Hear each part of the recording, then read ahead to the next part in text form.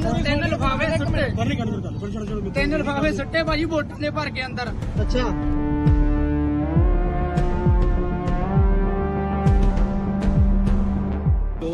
Result चल रहा बिल्कुल सही चल रहा है, कोई घबरा नहीं हो रही, बिल्कुल नंबर 1 हो रही है, किसी ना कोई घबरा नहीं हो रही।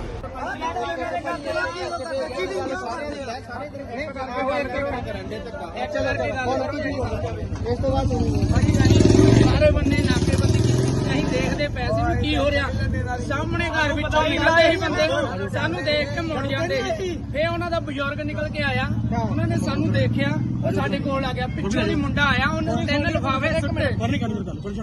ਲਿਫਾਫੇ ਸੁੱਟੇ ਭਾਜੀ ਵੋਟਾਂ ਦੇ ਭਰ ਕੇ ਅੰਦਰ। ਅੱਛਾ ਇੰਨਾ ਧੱਕਾ ਹੋ ਰਿਹਾ ਭਾਜੀ, ਸਾਨੂੰ ਕਿਹੜਾ ਸੈਂਡਵਿਚ ਆ। ਮੁਰਦਾਬਾਦ ਮੁਰਦਾਬਾਦ ਕਾਂਗਰਸ ਸਰਕਾਰ ਮੁਰਦਾਬਾਦ ਪ੍ਰਗਟ ਮੁਰਦਾਬਾਦ।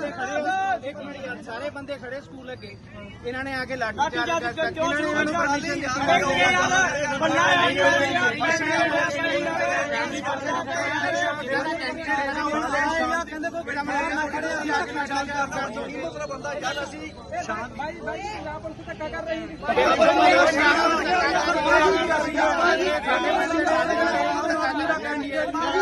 ਅਸੀਂ ਕਿਹੜਾ ਬਾਹਰਲੇ ਬਸਤੀ ਗਿਆ, ਅਸੀਂ ਪਿੰਡ ਦੇ ਜੇ ਲਾਠੀ ਚਾਰਜ ਹੋਊਗਾ ਤਾਂ ਹੁਣ ਬੰਦਿਆਂ ਨੇ ਇੱਟਾਂ ਮਾਰਨੀਆਂ ਸ਼ੁਰੂ ਕਰ ਦੇਣੀਆਂ।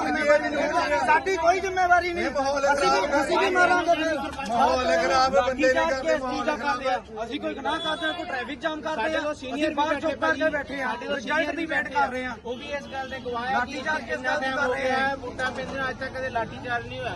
ਇਹ ਲਾਠੀ ਚਾਰਜ ਕਰਦੇ ਸਾਡੇ ਲਾਠੀ ਚਾਰਜ ਤਾਂ ਹੋ ਰਿਹਾ ਕਿਉਂਕਿ ਲੀਡ ਜਾ ਰਹੀ ਹੈ। ਇੱਥੇ ਕੋਈ ਦੋ ਨੰਬਰ ਕੰਮ ਕਰ ਰਹੇ ਸਾਜ਼ਿਸ਼ ਕੀਤੀ ਜਾ ਰਹੀ ਹੈ, ਜਿਹੜਾ ਮੁੰਡਾ ਬਾਹਰੋਂ ਅੰਦਰ ਫਿੱਟਿਆ ਹੋਇਆ।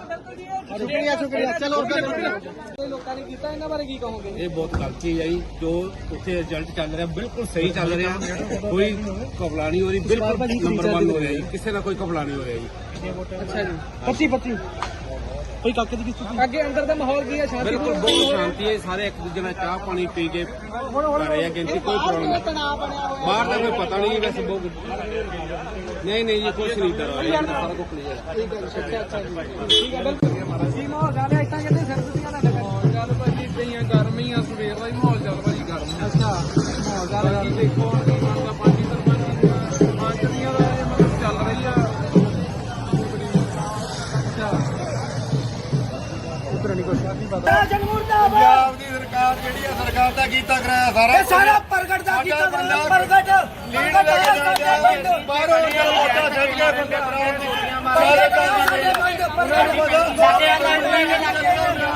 ਲੇਟ ਨਹੀਂ ਮੇਰਾ ਭਰਾ ਇਹ ਨਜਾਇਜ਼ ਕਰ ਰਹੇ ਬਿਨਾਂ ਪੁਲਿਸ ਸਾਰਿਆਂ ਨੇ ਮਾਰਨ ਦੇ ਆ ਭਾਈ ਜੀ। ਪੁਲਿਸ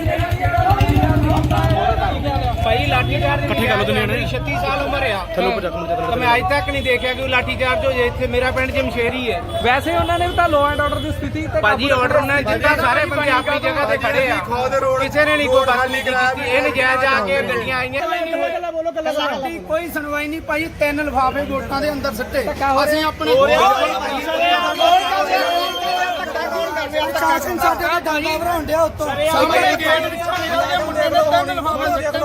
ਸਰਪੰਚ ਨਹੀਂ ਠੀਕ ਹੈ, ਲਓ ਅਸੀਂ ਵੀ ਕਹਿੰਦੇ ਲਓ, ਪਰ ਹੱਕ ਦਾ ਜੋਰ ਤੇ ਲਓ ਨਾ।